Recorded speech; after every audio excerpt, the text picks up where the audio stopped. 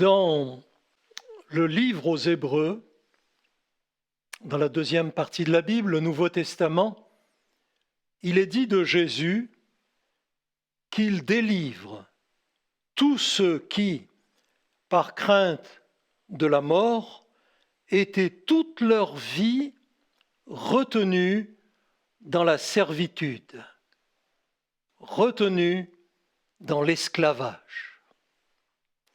Je voudrais vous affirmer de la part du message de la Bible que Jésus donne à celles et ceux qui se confient en lui une authentique délivrance.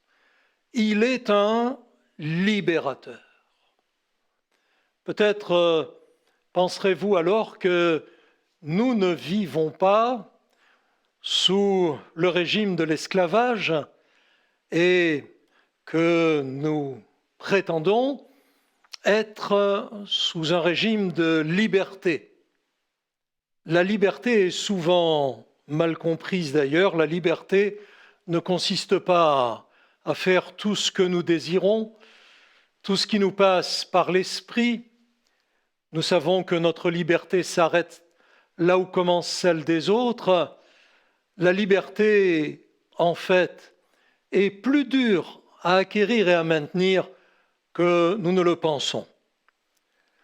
Dans les milieux chrétiens, il est souvent fait remarquer que quelqu'un qui a une passion dont il ne peut se débarrasser lui-même est un esclave ou une esclave.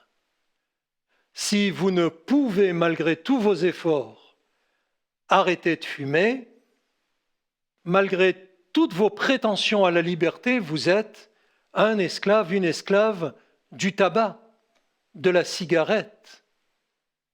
J'ai eu par le passé une collègue de travail qui fumait depuis plusieurs dizaines d'années, mais qui jouissait d'une volonté par ailleurs très forte personnalité, et qui un jour m'a déclaré « Je tiens à vous dire qu'à partir d'aujourd'hui, j'arrête de fumer, ma décision est prise, elle est définitive. » Cette décision a duré 4 heures, en tout et pour tout.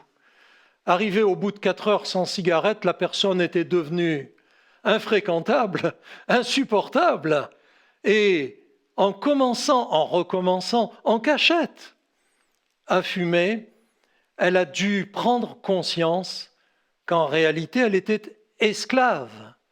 Il en est ainsi de l'alcool. Vous aussi, peut-être avez-vous connu de ces personnes a priori douées de personnalité, de volonté, mais qui avaient sombré dans ce travers, étaient désormais devenues esclaves de l'alcool, esclaves d'un petit verre dont elles ne pouvaient plus désormais se passer trop longtemps. Aujourd'hui, ce sont les drogues diverses qui font des ravages dans nos sociétés, dans notre jeunesse. Des hommes et des femmes ne peuvent plus s'empêcher de se droguer et vont toujours plus loin dans la consommation de drogues de plus en plus dures. À l'origine, on avait dit un petit joint, on avait dit une petite piqûre, on avait dit un petit sniff.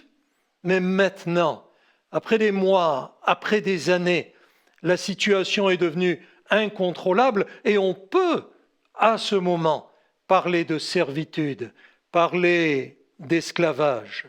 Mais sans aller jusque-là, on peut être esclave de son caractère, on peut être esclave de son tempérament, on peut être esclave de ses pulsions, on peut être raciste, on peut être rempli de haine, on peut être porté à l'adultère, on peut avoir toutes sortes de passions en nous qui, malgré nos bonnes résolutions, je ne le ferai plus, je ne le pratiquerai plus, nous maintiennent en réalité dans un esclavage avec des conséquences sur notre psychisme, avec des conséquences sur notre santé, avec des conséquences sur notre environnement, L'esclavage du péché est une réalité pour tout être humain. Et alors que je vous en parle, si vous affrontez honnêtement la question, peut-être bien êtes-vous en train de réaliser que vous êtes esclave de ce qui domine votre vie et dont vous ne pouvez tout seul, toute seule, vous libérer, vous débarrasser. Dans les évangiles, je voudrais prendre un exemple qui ne nous concerne pas de près. Je ne voudrais pas faire d'allusion malheureuse vous concernant, mais il est question d'un homme qui vivait dans une région qui s'appelait Gadara et qui un jour va avoir l'occasion de rencontrer Jésus. Cet homme était très particulier. On dit de lui, dans les textes qui le concernent, dans les évangiles, qu'il vivait dépouillé de tout vêtement, qu'il habitait dans des cimetières, qu'il terrorisait les populations en hurlant, en courant, en se démenant, en menaçant, se faisant du mal à lui-même en se meurtrissant avec des pierres. Quel terrible esclavage! Littéralement, on pourrait dire esclavage de la folie chez cet homme. Et pourtant, sans doute cet homme avait-il un passé. Cet homme avait nécessairement un papa, une maman, un environnement familial, un environnement social. Peut-être avait-il une épouse ou avait-il eu? Peut-être avait-il des enfants? Je ne sais, cela n'est pas écrit. Ce qui est décrit, c'est la situation présente. Et elle n'est pas décrite avec jugement, mais avec compassion. Parce que, au-delà de toutes les folies et de toutes les souffrances de cet homme, Jésus s'est déjà mis en marche et voyage à sa rencontre. Alors bien sûr, son environnement avait essayé de régler la situation, de prendre les choses en main, à défaut que cet homme règle lui-même ses propres problèmes. On s'était saisi de lui, on l'avait lié avec des chaînes, pensant le maîtriser.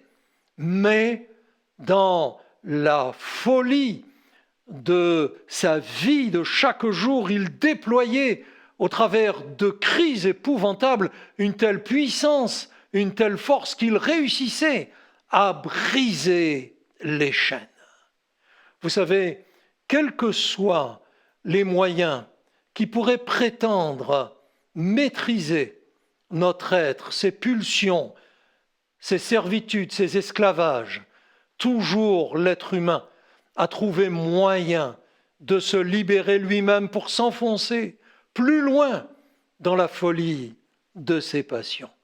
Et voici que maintenant, Jésus débarque sur son territoire et Jésus vient à sa rencontre. De loin, cet homme le voit. Il se précipite vers Jésus. Je vous rappelle son état. Il est nu, il sort de son cimetière, il est couvert de meurtrissures qu'il s'est faites lui-même, sans doute depuis très longtemps. Ne s'est-il pas coupé les cheveux, fait les ongles, soigné son être? Il n'a plus aucune dignité, parce qu'en réalité, le péché nous avilit. Il nous ôte notre dignité. Il nous rend sales aux yeux de Dieu.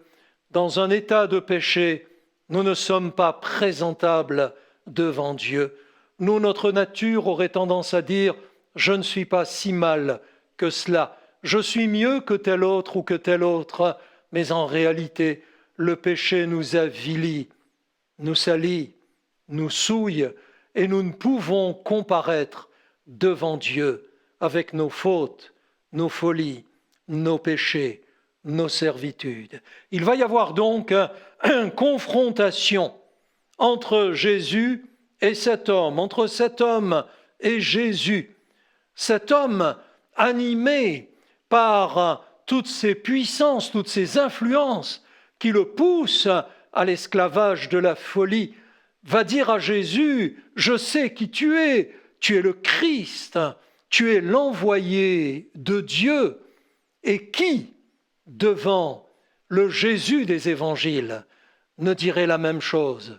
Lorsque l'on a simplement entendu parler de Jésus, on peut imaginer qui il est, mais quand on le rencontre, lorsqu'on le voit agir, parler, aimer, délivrer, sauver, guérir dans les évangiles, alors on se trouve en face du Fils de Dieu lui-même, le seul capable de régler les questions de notre vie qui nous posent problème, qui nous asservissent, qui nous rendent malheureux et qui rendent autour de nous les autres malheureux.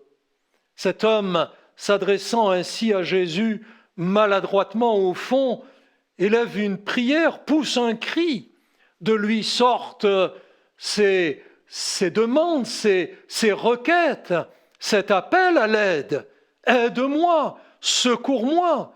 Qui pourrait nous apporter de l'aide et un secours efficace si ce n'est Jésus, le seul que Dieu nous ait envoyé pour nous délivrer de tous nos esclavages, de toutes nos chaînes, de tous nos liens, de toutes nos folies.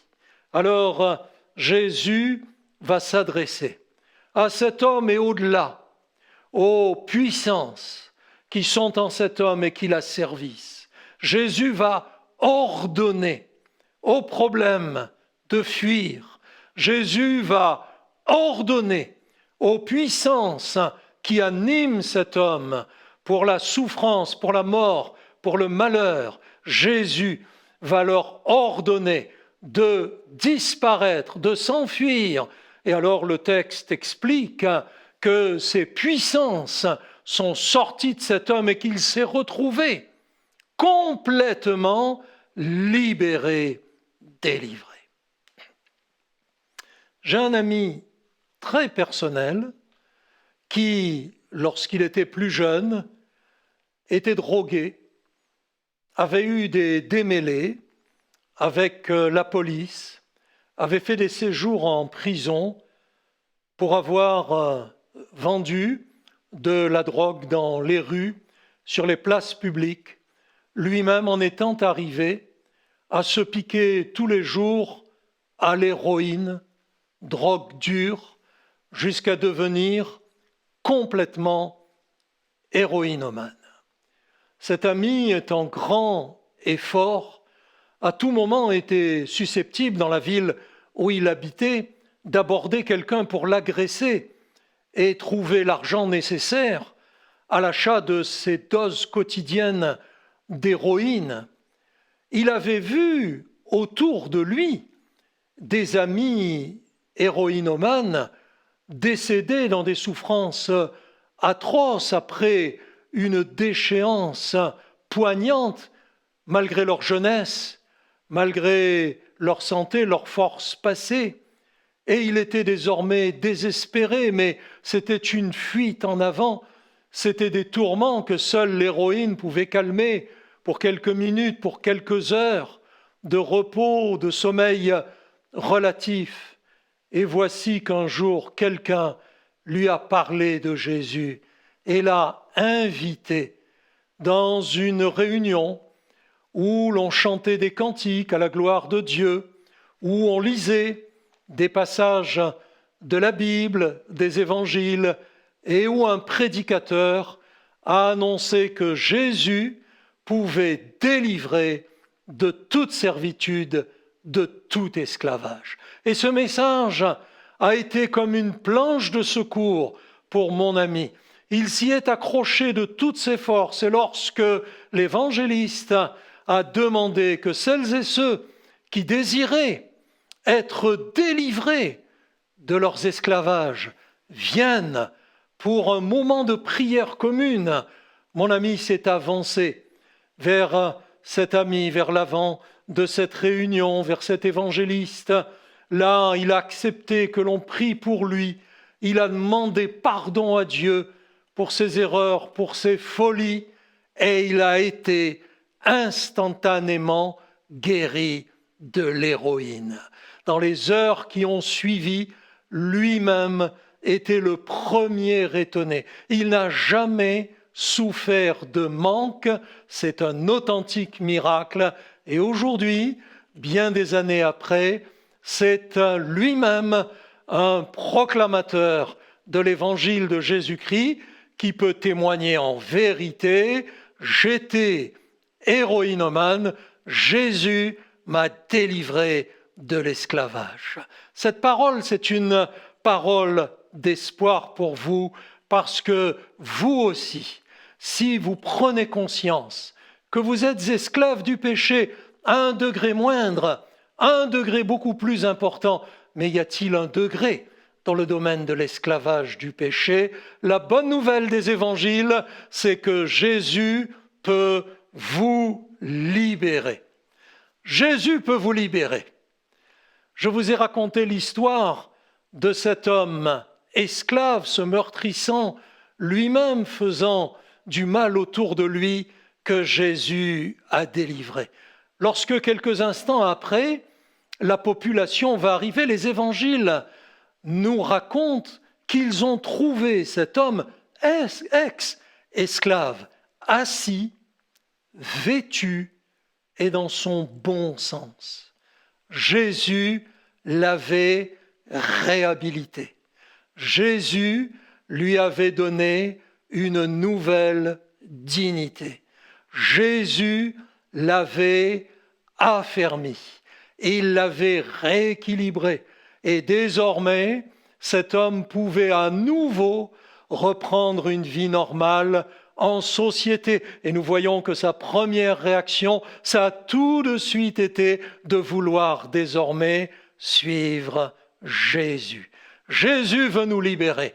Jésus a cette capacité, cette puissance divine de briser nos liens, de briser nos chaînes et nos verrous intérieurs et de faire de nous des hommes et des femmes vraiment libres, vêtus de la justice de Dieu, devenus désormais des disciples de Jésus. Ce message est pour vous, je vous invite à le croire et à en bénéficier.